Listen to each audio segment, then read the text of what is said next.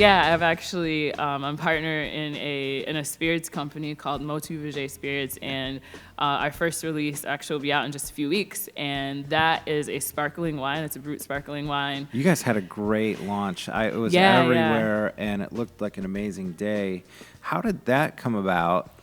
Yeah, because it was you have great. some interesting partners in there. Some of them I would love to have on the podcast at Yeah. some point. But yeah, how did you get into the sparkling wine / champagne / prosecco / whatever world it is? Yeah, so I have some friends of mine actually that Jonathan Jelks, who I met when I first moved here. In 2005 or something like that. When I first moved to Grand Rapids, he was one of the first people that I met. We've been friends ever since, and we used to always say like, we're gonna work together one day. But we're both always like, we both do a lot of stuff, like a lot of entrepreneurial things.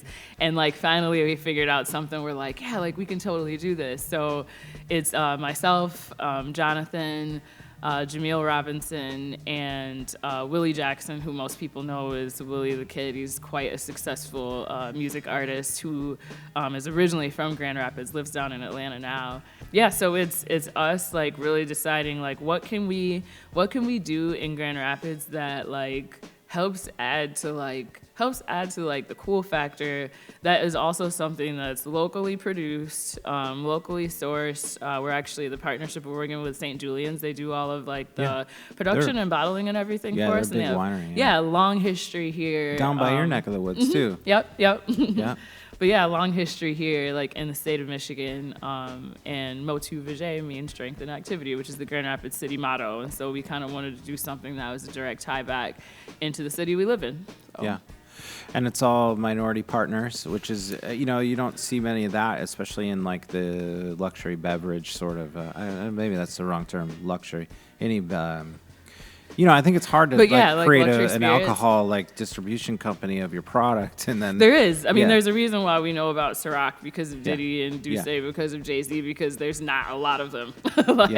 So this sparkling wine is the one that we're starting out with first, and then we got our eye on some other. So releases. let me talk about that for a second, because you, when did the idea for that come? Like, what crazy, like, who said it first? I think we need, or did it come out of organically? Tell me about the genesis of that to just a couple weeks ago you're unpopping and you're premiering it. So this is the interesting thing and this is why I think there should always be diversity in the people that you work with, the workforce too, or whatever, but even how you decide to partner with people. Because the one thing that I will say, and I feel like I'm usually working with guys a lot anyway, but the thing that I really appreciate about working with guys sometimes, I think that I've noticed, is they have much more of it's like an impetuousness of like, yep, this is the idea, execute, let's just get it done. And it happens so fast sometimes that I'm like, whoa, wait, there's details that we've got to talk about how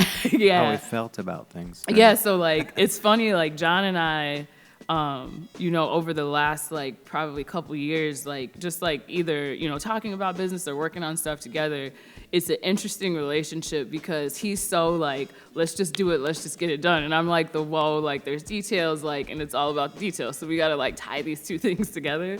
So it's been interesting that first when I think it was Will that actually originally came up with the idea, because he was like, yeah, I want to do something and I had heard they were talking about it, and John came to me and we were discussing it. He was like, yeah, we're gonna do the spirits thing, and I was like, well, wait, so I started asking all these questions, and then we just decided I'm just gonna be part of the business too.